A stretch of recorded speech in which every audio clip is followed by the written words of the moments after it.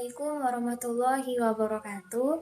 Perkenalkan, nama saya Rati Puspita, NPM 183141257.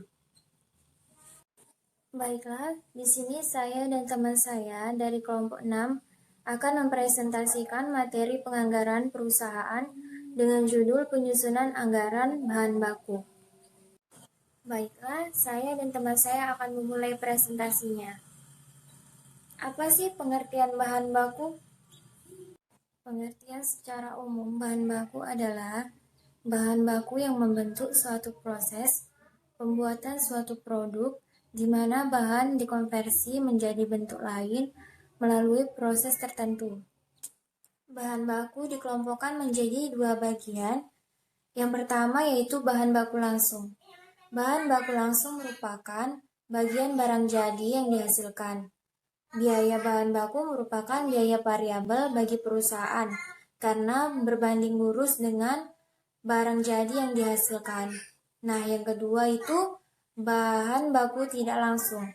Bahan baku tidak langsung merupakan bahan baku yang ikut berperan dalam proses produksi, tetapi secara tidak langsung tampak pada barang jadi yang dihasilkan. Bagaimana sih perhitungan anggaran biaya bahan baku? Nah, perhitungan anggaran biaya bahan baku yaitu dengan rumus anggaran BBB atau anggaran biaya bahan baku sama dengan KST dikali HST atau KST sama dengan kuantitas standar bahan baku dipakai dan HST adalah harga standar bahan baku. Kemudian apa sih tujuan penyusunan anggaran bahan baku?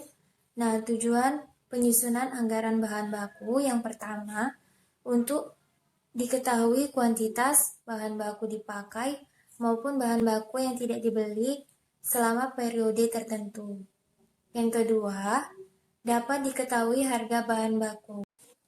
Yang ketiga, jumlah satuan uang bahan baku yang akan dibeli terdapat pada anggaran bahan baku sehingga dapat diketahui kas yang disediakan untuk membeli bahan baku. Yang keempat, dalam penyusunan anggaran bahan baku terdapat biaya bahan baku yang merupakan salah satu unsur biaya pabrik, sehingga dapat menentukan besarnya biaya pabrik dan biaya produksi. Yang kelima, secara keseluruhan dengan anggaran bahan baku dimaksudkan untuk menjaga kelancaran produksi. Kemudian, apa sih fungsi anggaran bahan baku? Nah, fungsi anggaran bahan baku adalah sebagai dasar untuk menyusun budget pembelian bahan mentah. Jumlah satuan bahan mentah yang dibeli ditentukan oleh beberapa banyak satuan bahan mentah yang dibutuhkan. Nah, yang kedua itu untuk menyusun anggaran biaya bahan mentah.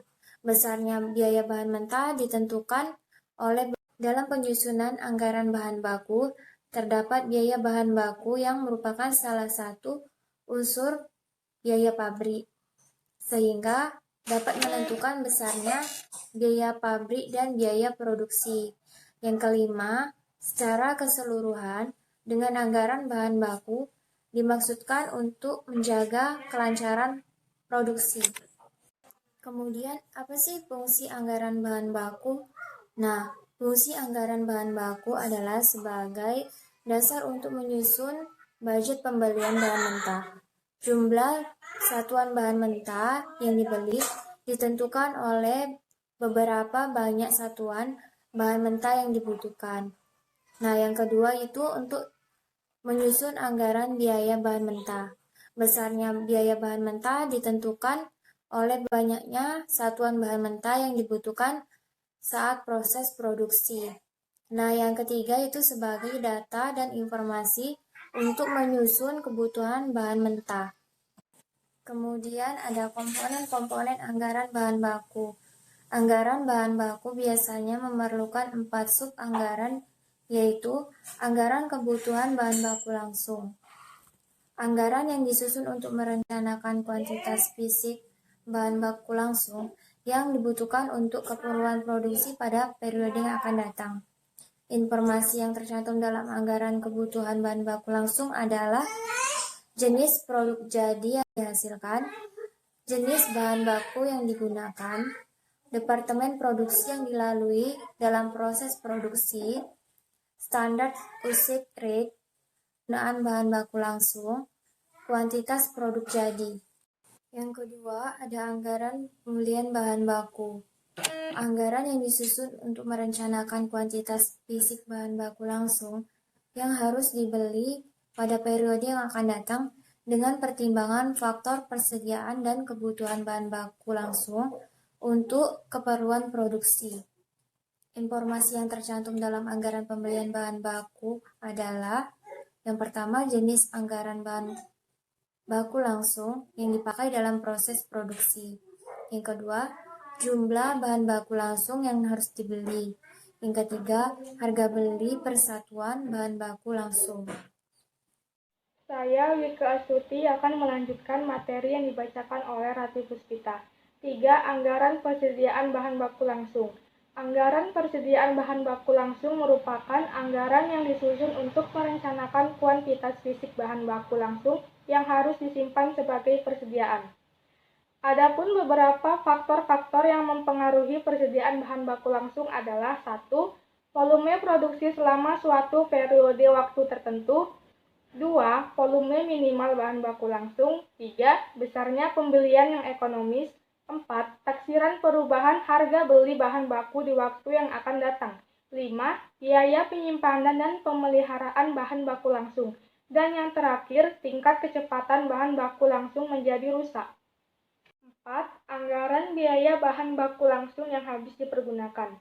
Anggaran biaya bahan baku langsung yang habis dipergunakan merupakan anggaran yang disusun untuk merencanakan nilai atau dinyatakan dalam satuan uang bahan baku langsung yang digunakan dalam proses produksi.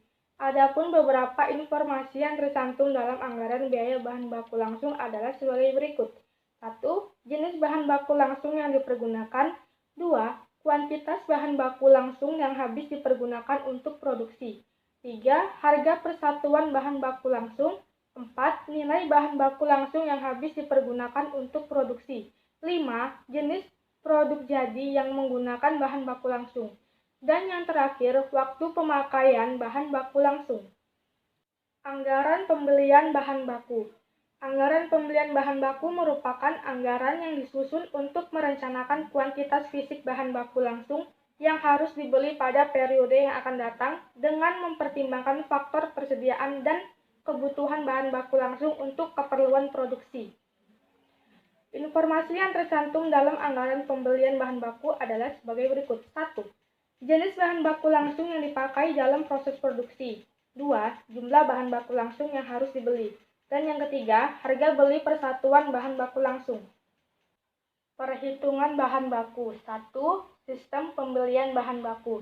Sistem pembelian bahan baku terbagi menjadi 5 bagian. Yang pertama, prosedur permintaan pembelian bahan baku. Yang kedua, prosedur order pembelian. Yang ketiga, prosedur penerimaan barang. Yang keempat, prosedur pencatatan penerimaan barang di gudang. Dan yang kelima, prosedur pencatatan utang. 2. Biaya yang dihitungkan dalam harga pokok bahan baku yang dibeli. Biaya yang dihitungkan dalam harga pokok bahan baku yang dibeli terbagi menjadi 2 bagian. Pokok bahan baku yang dibeli terbagi menjadi 2 bagian. Yang pertama, biaya angkutan diperlakukan sebagai tambahan harga pokok bahan baku yang dibeli. Dan yang kedua, biaya angkutan diperlakukan sebagai tambahan harga pokok bahan baku yang dibeli, namun diperlakukan sebagai unsur-unsur biaya overhead pabrik. 3. Penentuan harga pokok bahan baku yang dipakai dalam produksi. Penentuan harga pokok bahan baku yang dipakai dalam produksi terbagi menjadi 4 bagian. Yang pertama, metode identifikasi khusus. Yang kedua, metode masuk pertama, keluar pertama. Yang ketiga, metode masuk terakhir, keluar pertama. Dan yang keempat, metode rata-rata bergerak. Penyusunan anggaran bahan baku. Anggaran bahan dipakai disusun berdasarkan anggaran produk dan biaya bahan baku standar per unit produk. 1.